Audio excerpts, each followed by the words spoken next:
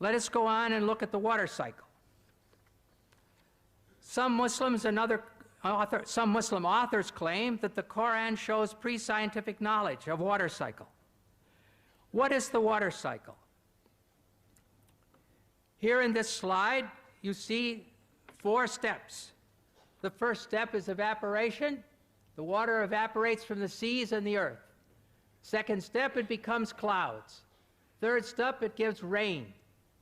And fourth, this rain causes the plants to grow. This is all very straightforward, and everybody knows 2, 3, and 4. Even if they live in a town, they know that clouds come and rain comes and their flowers grow.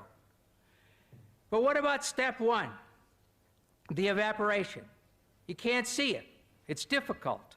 And the Quran does not have step 1.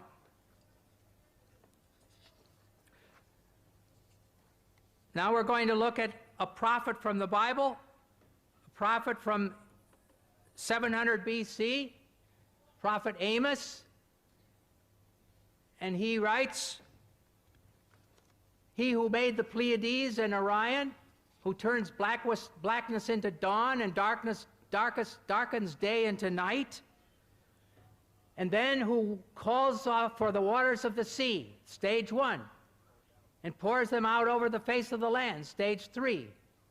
The Lord Yahweh is his name. And one other prophet is Job, in 36, 26, 28, at least 1,000 years before the Hijrah. He says, "How great is God, beyond our understanding. The number of his years is past finding out." Stage 1, he draws up the drops of water, which distill from the mist as rain. That's stage 3. And then the clouds are mentioned, stage 2, which pour down their moisture and abundant showers fall on mankind. So here in the Bible, this difficult stage 1 is there from more than 1,000 years before the Quran. Now, in the field of water cycle, Dr. William Campbell pointed out certain things. The Quran describes the water cycle in great detail. And Dr. William Campbell mentioned 4 stages. In his book, he mentions 4A and B. The last one he didn't mention in the slide, I don't know why. It says that replenishing the water table, he missed out here, maybe because it's not mentioned in the Bible. He said there is not a single verse in the Quran which speaks about evaporation. Quran says in Surah Tariq, chapter number 86, verse number 11, Rajus Sama, that by the capacity of the heavens to return. And almost all the commentators of the Quran, they said that this verse of Surah Tariq, chapter 86, verse number 11, refers to the capacity of the heaven to return back rain, meaning evaporation.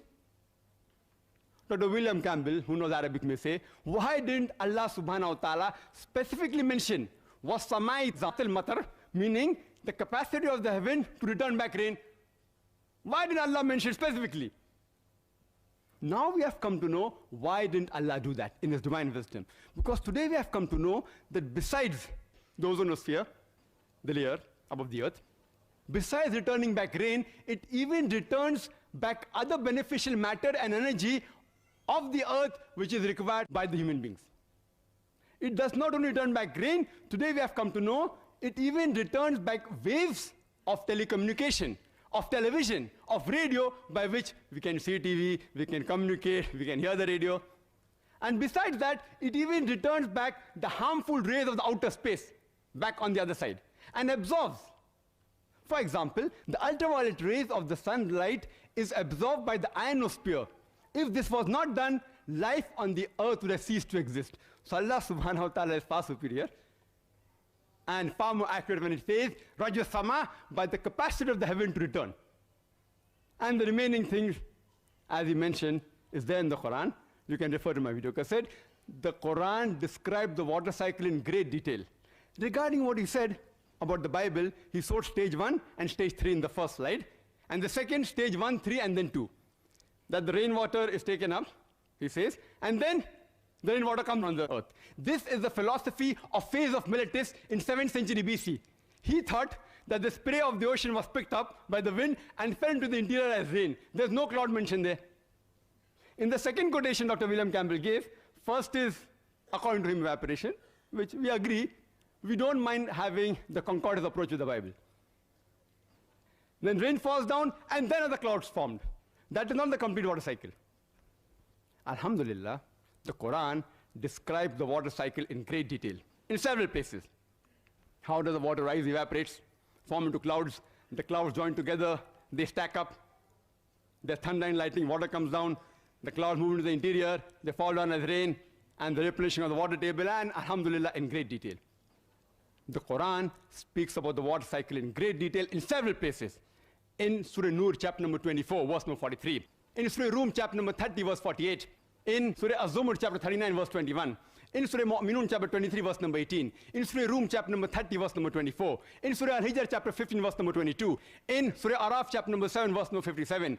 In Surah Ra'd, chapter number 13, verse number 17. In Surah Furqan, chapter 25, verse number 40 and 49.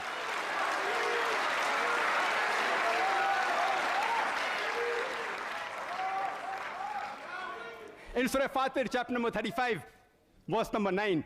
In Surah Yasin, chapter 36, verse number 34.